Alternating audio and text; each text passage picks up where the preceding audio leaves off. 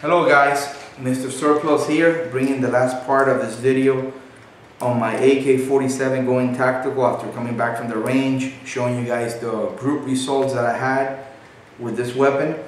And I just want to finalize the video by letting you guys know that it turned out to be a very accurate AK-47 wasr 1063. It's a 1965 make number 1965. I heard also that the closer you are to the 63, that's when they were adopted, you might be better off. Some other people are saying that Century Internationals are doing a lot better with the AKs they're bringing up now. Again, like I mentioned in one of my videos before, I don't know what model make numbers they have. If they're going to say 2010, 2009, if they're actually being produced in Romania and they're being imported, and maybe, you know, leave me a comment. If you check out my video and you do have or have heard of a Romanian AK, a wasr 10 or wasr 1063 that does have, and it says 2010, 2008, I would really like to hear about that. But anyways, I transformed this thing into tactical from the stock bone AK, and I'm glad I did. I went and shot it last night, 400 rounds, and let me tell you, all the components that I put on these things, rock solid.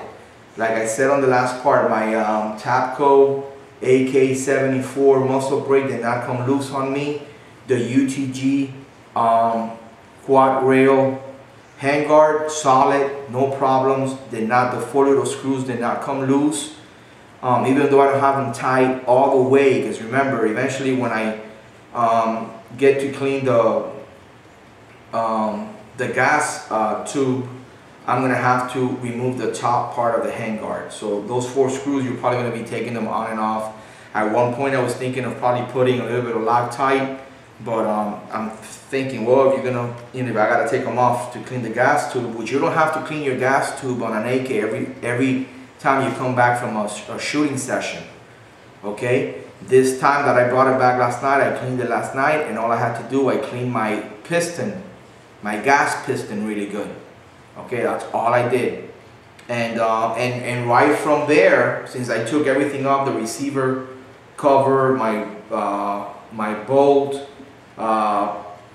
the piston, everything out, what I did was I used my cleaning rod with like a large jag and a couple of wet patches and kind of like ran it through. So I didn't really have to take the gas tube out, but one day when I shoot it a lot and I want to do a real thorough cleaning and I want to completely take it out, because you also want to clean this front piece here, your gas port, from the barrel over to the gas tube. That's one thing. You want to run some Q-tips in there once in a while, and, you know, make sure that's nice and open and clean.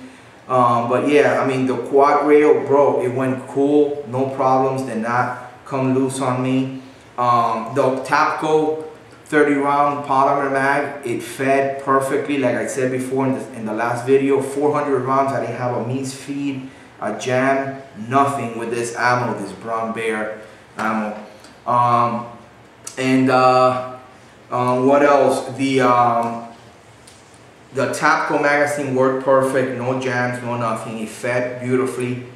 The trigger, it was a breeze. I mean, this thing is so light. I've only tried, like, I had 2 Romanians with this one, and I've tried a couple, and the trigger has been the best I've seen on an AK, especially on a wasr 10.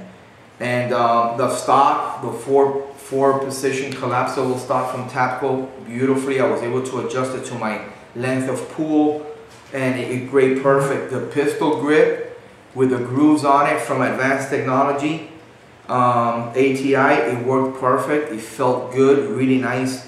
Was able to hold it really nice. And the last thing I want to leave for last, guys, that had me also worried, because I read some reviews where the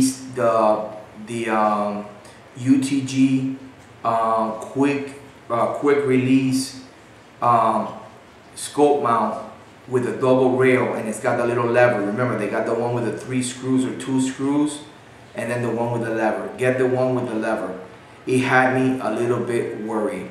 But this thing, I locked it with the lever, and after 400 rounds, it did not come loose or it slid back a little bit.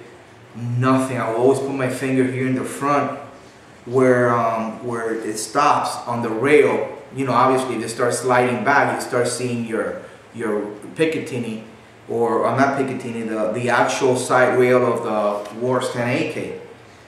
And every time I would shoot a clip, I would check that, and man, this thing is solid. I'm telling you, get it. It's really, really nice. It lines up really, really and straight with your barrel. I didn't have no problem. I was able to sight in the scope real easy. It was not offset. Like I've read some reviews, maybe they just got a lemon. I mean, you always can get one, a bad one. Send it back and take a chance of having them send you another one and put it on there. This thing is awesome. Oh, my light, it worked perfect. Okay, there you see the light. It worked perfect. It did not come loose on me. It worked perfect afterwards. You figure the recoil, oh, maybe some of the internal on the little lights might go loose or whatever. Dude, 400 rounds of 7.62 by 39, which is decent recoil. Nothing broke inside the light, the little tactical light. Check out the other parts of my videos on my AK Going Tactical, where I display all the stuff I put on it on the table, and I talk individually about each one. And I spoke about this light that I purchased at Lowe's, a tactical light that turns red and white beautifully. The scope worked fine, everything's lined up, everything's solid. It did not go loose on me, and everything worked perfect. So I just want to let you guys know that you know, it was great. I didn't have a problem. All right, so I'm gonna have to end it here. I hope you guys like it. Leave me any comments, subscribe to my channel, and it worked great. Ended up with a outrageous wasr 10 AK-47. For those guys that hate them, that think that they're no good, this thing will go toe to toe with any Arsenal, Lancaster, any day with these groups. I don't just, you know, talk. I bring proof. Okay? Catch you guys later.